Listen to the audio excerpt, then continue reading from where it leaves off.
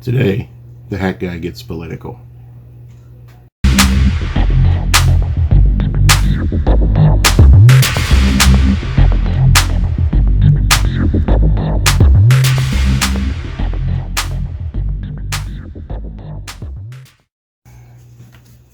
Hi, John here, the hat guy. Today I want to get a little bit political. And I know some of you are saying, well, John, that's not really out of character for you. That's true. But I've kind of toned it down on this particular format. I don't know why, I just have. But it's been an interesting time, especially the last couple of months of 2019 and the first, what are we at, about 5-6 weeks of January of 2020, especially politically. Now, the big thing on everybody's mind politically is the impeachment of the president. And that was voted on today by the Senate, and the president was acquitted. But the question is, why was it done, and why now? It's an interesting question. And when you look at what's happened since Donald Trump was elected president in 2016, before he took office, the Washington Post ran an article saying the impeachment starts today. They have been trying, and by they, I mean everybody that stands against the president. That's, to put it in simple terms, those on the left, the Democratic Party, the socialists, the communists. There's a bunch of them that all fall under the general category of the left or the Democratic Party. But there are factions within that. There's the old-fashioned, old-school Democrats. Then there's the old-fashioned, old-school communist socialists like Bernie Sanders. And then there's the moderates like Joe Manchin of West Virginia. But they're all falling under the Democrat Party banner. Well, when the president first took office, he was fighting not only everybody on the left, but about half of those in his own party. There was the quote-unquote never-Trumpers. And we still got a few of those around. Mitt Romney is a prime example of a never-Trumper. But the big question is the impeachment. Last year, the House has the power to impeach the president. They did the fastest rush job of an impeachment that's ever happened. There's only ever been 3, but this one was fast by any standard. And Nancy Pelosi says, we have to get it done because he's that dangerous. We have to get it done. And from the beginning, it was known that the Republican Party in the Senate would not convict him of it, because to convict him of it with a 2/3 majority would mean removal from office. And that would put Mike Pence in. And you can rest assured the Democrats had a plan for Mike Pence as well, because who's number 3 on the list? The Speaker of the House. And who is that right now? Nancy Pelosi. And if you watch the State of the Union address this year, for me it was last night, you'll see what I mean. Nancy Pelosi is not fit for office.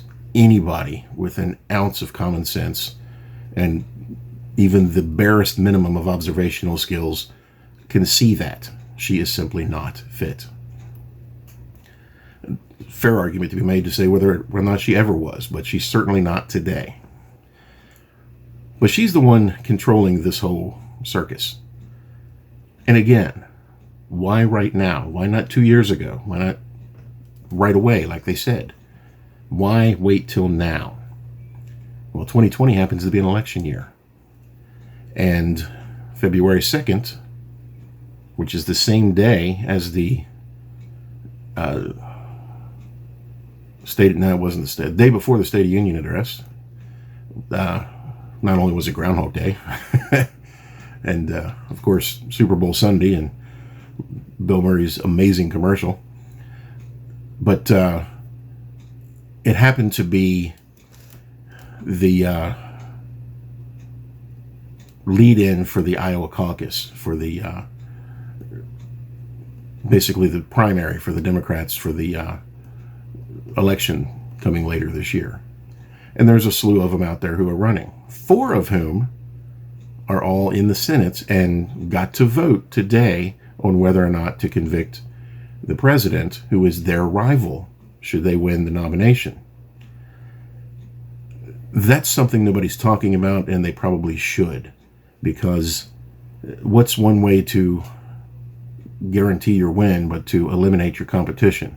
So it doesn't matter what the president did or did not do. There's 4 people that are going to vote to convict him simply to remove him to get him out of their way. Doesn't matter. That's human nature. That's what they were going to do. Bernie Sanders, Elizabeth Warren, and that group.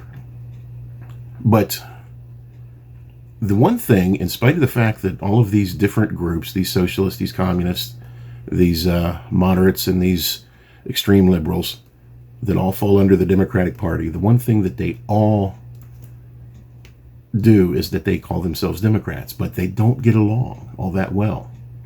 Now, under Barack Obama, the Democratic Party moved much further to the left than it's ever been. And that was not unexpected. I predicted that myself. I knew it was going to happen. The only thing that surprised me is that the country survived in spite of him. And yes, I truly believe that he was that dangerous. But he did a world of damage, and President Trump has been trying to undo that. And a lot of it we don't really hear about, because most of the news is slanted to the left, so they're just going to cover that up. But the Democratic Party doesn't want Bernie Sanders, because Bernie Sanders is too radical even for them. And they've got good reason for it. I mean, Bernie Sanders has been in office for decades. If you go way back, and I was a kid when this happened, but I remember the Iran hostages when Jimmy Carter was president and Ronald Reagan was elected, and the very first thing that happened when he took office was that Iran released the hostages. They'd been held for more than a year, 400 and some days, and there were 44 of them.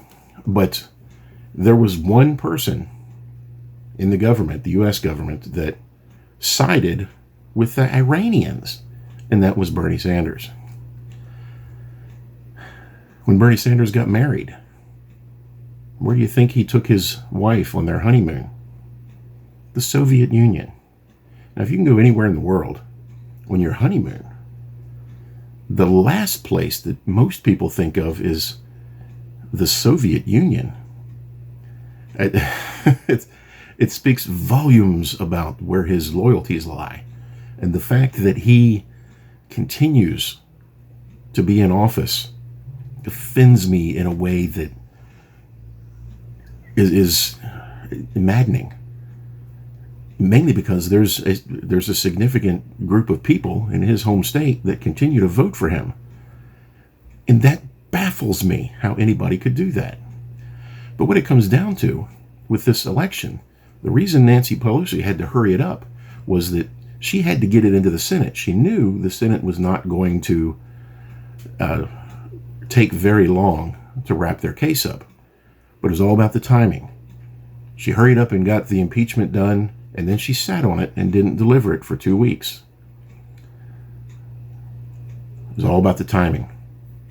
Because what happens now is that when the Senate is in trial for impeachment, all of the senators have to be there. They cannot miss it. They have to be there all day long, 6 days a week, throughout the entire proceeding. Which means there's 4 of them. The 2 main ones being Bernie Sanders and Elizabeth Warren could not go to Iowa to campaign. And they figured that was their best way to defeat Bernie Sanders. Because for some reason, and it baffles me as to why, they like Joe Biden. Crazy Joe Biden. Not that Bernie Sanders is any better. He's certainly not.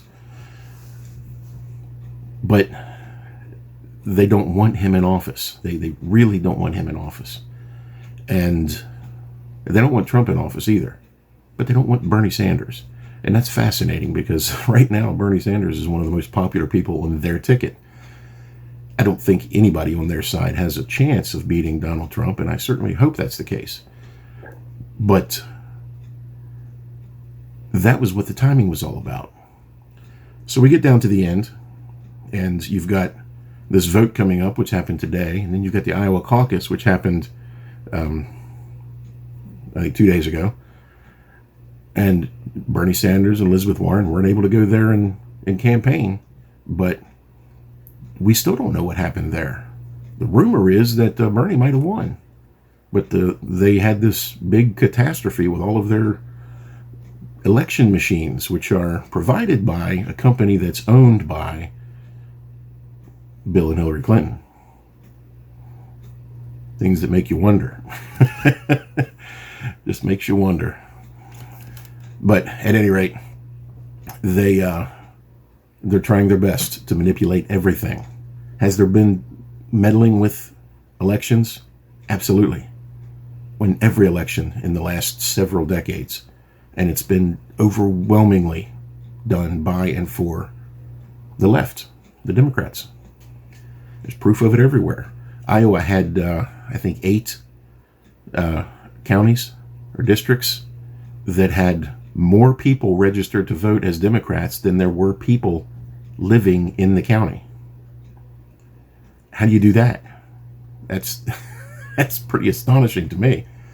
And I guarantee you, they all voted too. But it's all about the timing, and the timing is amazing. So, the State of the Union address, like I said, for me that was last night. A little over an hour. And it was interesting because it was Donald Trump talking about everything that's happened, all that he's accomplished, that the country has accomplished with his leadership. And it was an amazing list of accomplishments, from job creation to low unemployment numbers to people coming off of food stamps to industries coming back to the country and factories being built, and just across the board positive in every single way.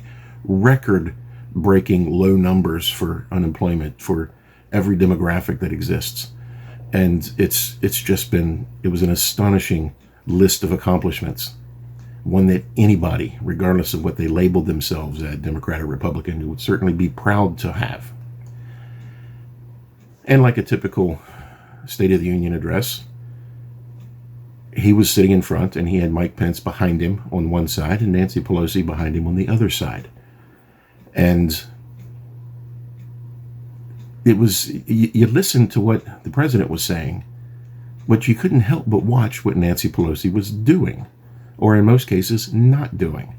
She refused to applaud most of the time when they talked about low unemployment numbers for African Americans and low unemployment numbers for Asian Americans and all these positive things that are happening to the country. She just sat there and chewing on her teeth or whatever she does with her mouth, and just stewing and looking angrier and angrier and angrier. And at the end, yes, I think everybody's probably aware right now that as soon as the president was done speaking, she stood up and tore her copy of the speech in half and threw it down and walked away. But the thing that struck me most, and it was near the end of the speech, probably about 3/4 of the way into it, the president started talking about faith and God, and how God has been good to this country, and saying it in a very positive way. And the look on Nancy Pelosi's face when he started talking about that was, she was incredulous. She was so surprised that he would mention God, because she considers herself to be a Christian, in spite of the fact that she is so bitter and hates everything. She was stunned that he would claim to be a Christian. And it was so evident on her face. It was interesting to watch. And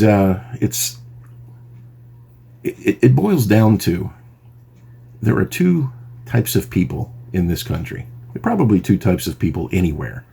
But you've got 2 radically different mindsets, and both of them are absolutely and utterly convinced that their way is the only way for the country to survive.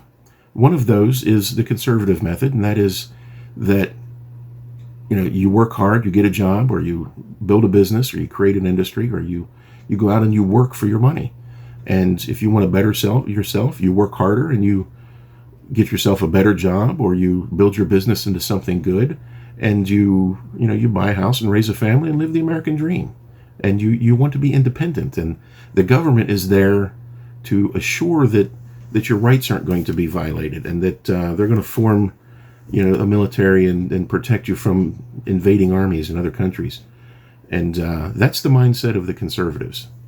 The liberal mindset is almost the polar opposite of that. Its whole idea is that the government will take care of you. They will give you everything. They will give you all your food. They will give you the money that you need. They will give you a place to live. They will provide transportation and education. And you don't have to do anything if you don't want to. You'll just get all of this. The thing that always amazes me about that mindset, and that I can't wrap my head around, is where does this money come from? Who supplies it? If you ask a liberal, they're just going to say, well, the government. They supply it. Okay. Where do they get it? Nobody can answer that question. Those of us on the right can answer that question, because we know they're going to pull it out of our pockets. And by our, I mean the average American person, regardless of what they call themselves, liberal or conservative. It's going to come out of their pockets. Venezuela is a prime example. It wasn't that many years ago that Venezuela was the number 4 economy in the world. Now it's either at the bottom or near the bottom. There are people there, they're eating garbage is a step up from what they're doing in that country. There's just nothing anymore. The government, the communist government that took over dictatorship, has utterly ravaged and devastated that country. And the only people who are enjoying it are the scant handful of people in charge. That's what liberalism leads to. That's what socialism leads to. Bernie Sanders, on the other hand, is a millionaire. Owns multiple houses and jets. But the average peasant socialist, meaning those of us of the population that they rule over, they have nothing. They generally have very little place to live, no money whatsoever, live on the scraps that the government throws their way, and it's sad, really. And I hate to drone on like this, but I needed to give my opinion. I haven't really been talking about the impeachment, and I haven't really been talking about politics, and I will probably try to avoid politics for the most part. Although with the election coming up, I'll probably fail at that mission. But I needed to give my opinion on this. And here it is. I'm John. I'm the Hat Guy. Hope everybody has a great day.